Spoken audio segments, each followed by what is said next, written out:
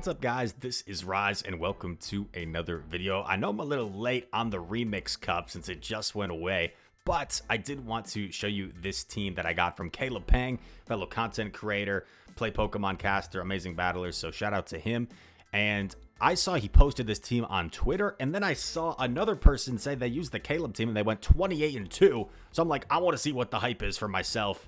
I did a set with it, and one set, small sample size, but bro, this team is kind of busted. That's kind of the hypothesis. Let's see if the experiment supports the conclusion. Little scientific method in this video. And we lead Jelly into Dragonite game 1. I swap immediately into Mandibuzz. Now, Mandibuzz outpaces Dragonite to 2 moves. I throw the Aerial Ace. Rise, why are you throwing Aerial Ace? That's the worst move. Because it seems like an obvious catch opportunity for Dragonite, so I thought he might go for a catch. Would have been really close. I think our opponent might have been able to farm us down there, but he gets a little bit concerned, throws the Dragon Claw to be safe. I'm going to wait out my timer, and I typically in these situations like not revealing my third Pokemon, because if you reveal your third, you kind of allow your opponent to play it how they want. We come in with the Jellymeister. I go for Shadow Ball. I don't know if this is the right play, to be honest, because Double Surf is pretty much enough for Quag. So Double Surf might be the better play there. I shield, which is kind of questionable, but I still have both my shields to use. I'm going to let this one go through. We don't know what's in the back. I'm going to do one Hex and Throw for proper timing. The Jellymeister knocks out Quag, and it's SCAF in the back. So this is looking pretty good for us. I shield up, and I'm in a pretty good spot. Like, right,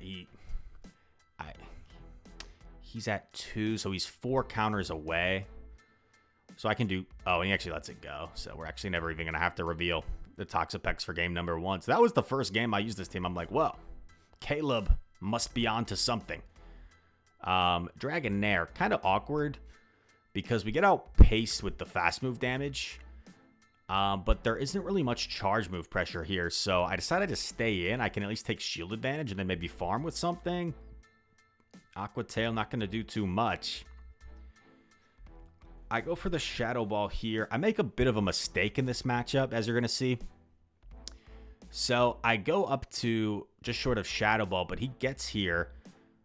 And then you're going to see one Dragon Breath knocks me out, so I don't get off the Surf. So you could argue I should have just thrown the Surf when I got it for chip.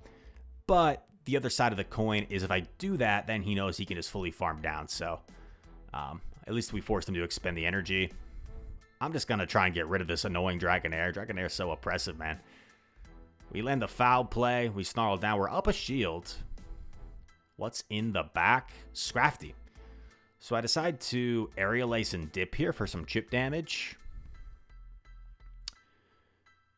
Aerial Ace does like 40% or so, and it's his own Toxapex, but we're ahead, which obviously is going to benefit us. This is still a little bit tricky, right? Because Scrafty has like 6 counters or so. It's not in Aerial Ace range. It's probably around Sludge Wave range, but this Toxapex mirror match is not a lot of fun. Super bulky beast. That's another thing with this team. It's super bulky, so usually bulky teams are a little bit easier to use, I'd say. You have a little bit more room for air because it's probably less important where you need to use your shields.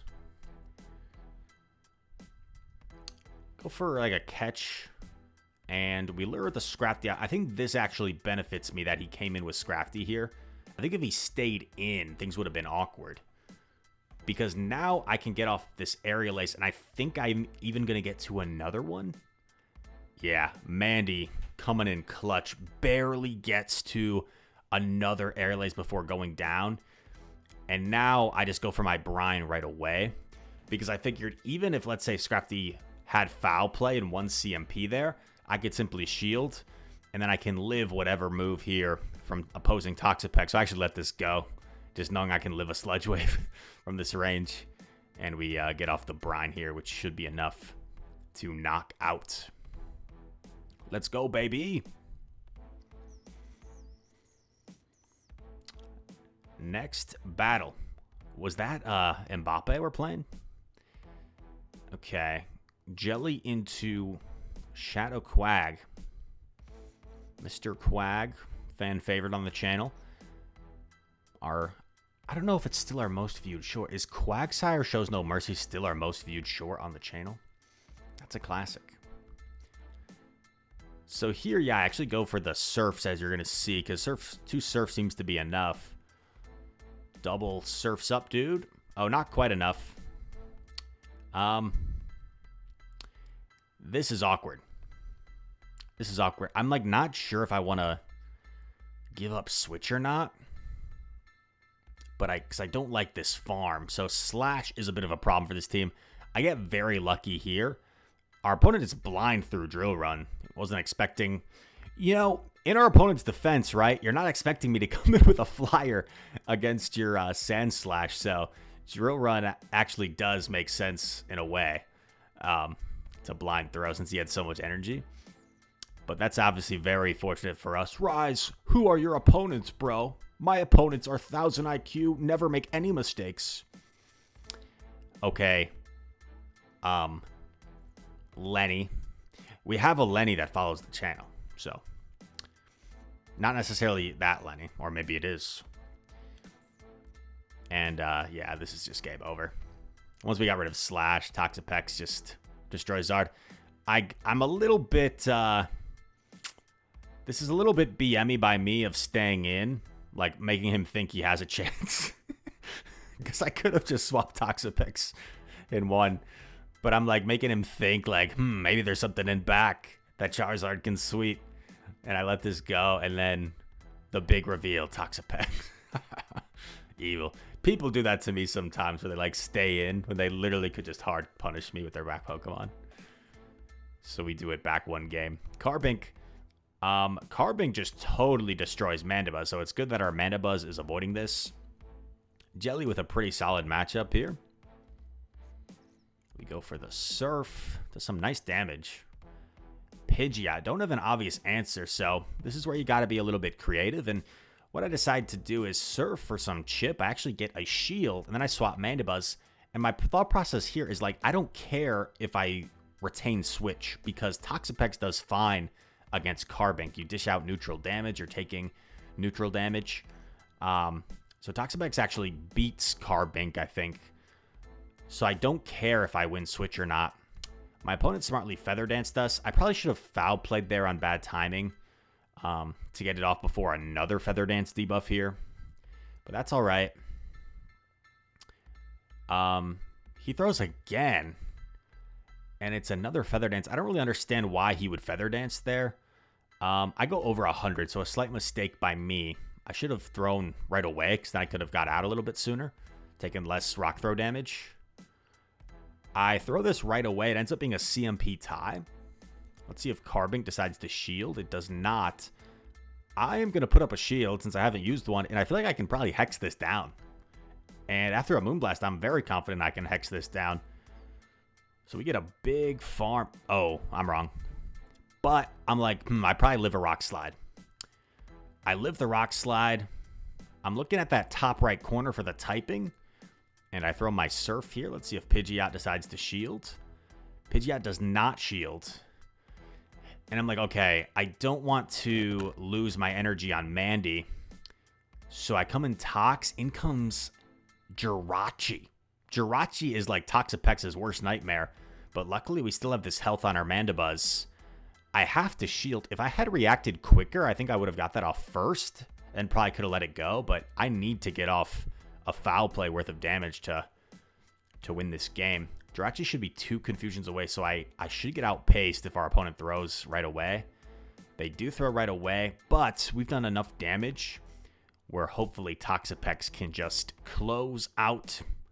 Mariano Rivera, close out the game. No fooling around, just get rid of it right away. Want to maintain as much health as possible because I'm not even in Brave Bird range right now for Pidgeot. Brave Bird, Shmrave Bird. Boop. Toxapex too bulky, my man. And that is 4-0 in the set. We got one battle left with the Caleb Pang team. Is the team as good as he says? Jellimere, let's go. Let's see what I decide to do here. I shield up, and he goes for Shadow Ball. I'm baiting the Surf. So we're hoping for a shield in return. And that is terrific for us. Now we're ahead energy. You're going to see me over farm and wait just slightly to see if he tries to catch. He doesn't. I go for Shadow Ball since I'm ahead. He kind of has to bait. So I actually thought about no shielding here, but... Or maybe I didn't. That was a pretty quick shield.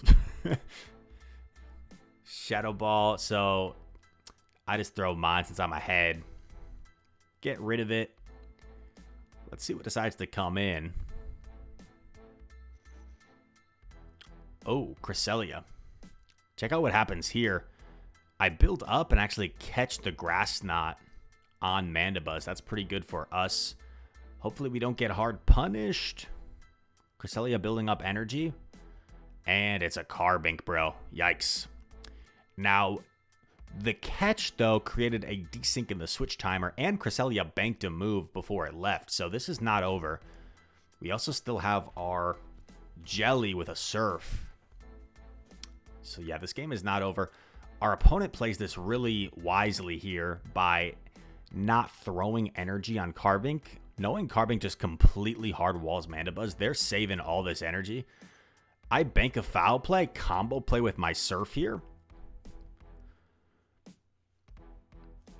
Once again, creating desync in the switch timer. So now, like, if they throw this move and switch, which they do throw the move, obviously I'm going to wait out my full clock coming with Toxapex. But look, I'm already over halfway through my switch clock, and he just switched. So this is pretty dang good for me. Future Sight. Ow, that's not good. I thought I was in the clear, but I get Future Sighted. I'm hoping this is just a Grass Knot. I've kind of lost track of Cress's energy. It's just a Grass Knot. That's huge for me.